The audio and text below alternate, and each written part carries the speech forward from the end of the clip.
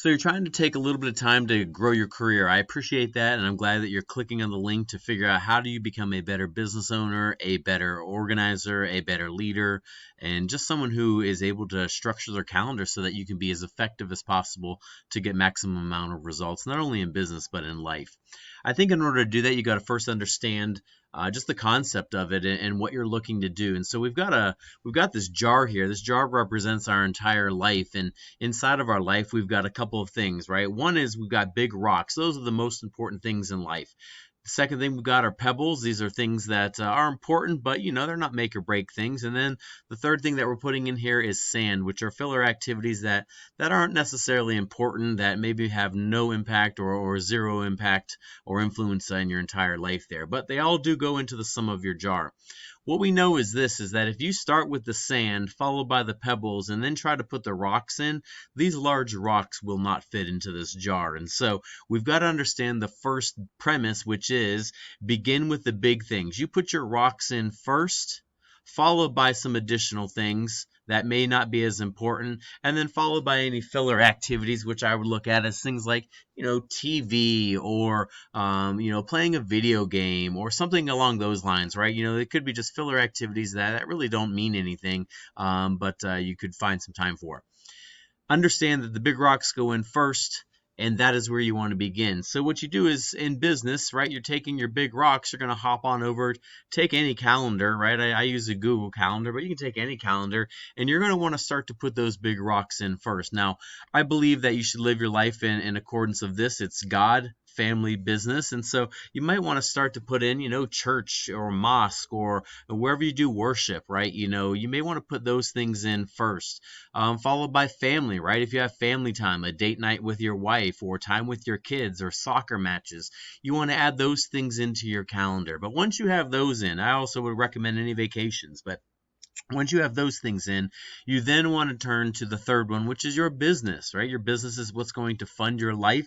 It's what's going to take care of you in the good and the bad, and it's what's going to help you actually create the lifestyle that you want, that you dictate, and that you choose. So then, knowing that business is important, you want to schedule those important things in. As a real estate agent, typically you want to make sure that at least 3 hours a day you are generating for new business. So, I might go in here and say lead gen time, right? And this is going to be at a time, we're going to make it from 9 a.m. Until noon.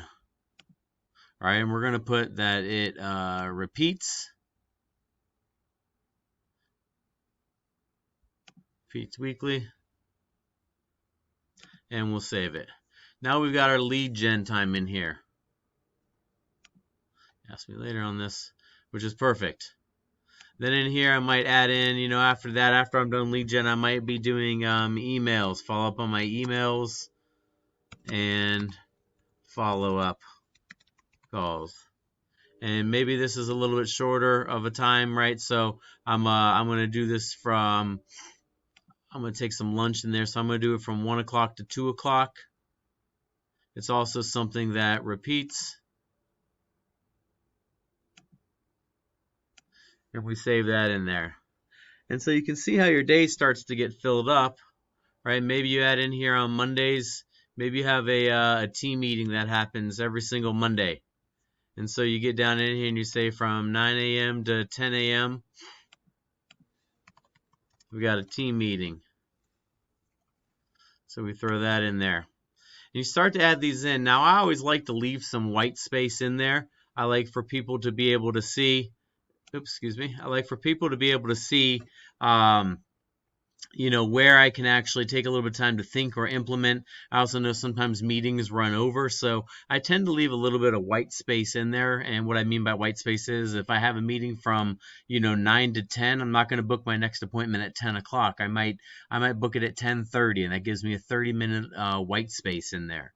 I think there's another idea of just general white space that you may do throughout the week or sometime during the week. Maybe Friday, you put some white space in just to be thinking about your business, right? And so you do this here. You're going to say, okay, every Friday from 1 to 1:45, it's going to repeat weekly on Friday. And I'm going to put that in there. And now I've got thinking time that's scheduled in. And this is time for me just to think about whatever it may be. It may be the week that's coming up. It may be people on my team. It may be the next hire that I need to make. But I'm scheduling this time in intentionally so that I can think through the rest of my business. And so these little time segments here, time blocking, is how you can get things most effectively done. The only other thing I might add in here is if you do have a team, maybe you start to schedule in some group calls or some reoccurring group coaching, as well as your specific coaching, or even just some general time blocks that you could use that people could get in there. They know that you are quote unquote in office, your office hours. You want to have those in there so that people can then come in and feel free to contact you then. But drive your calendar. This is how you operate. This is how any professional operates. It is not restricting. It is absolutely freeing. And I hope that you find a lot of help with this.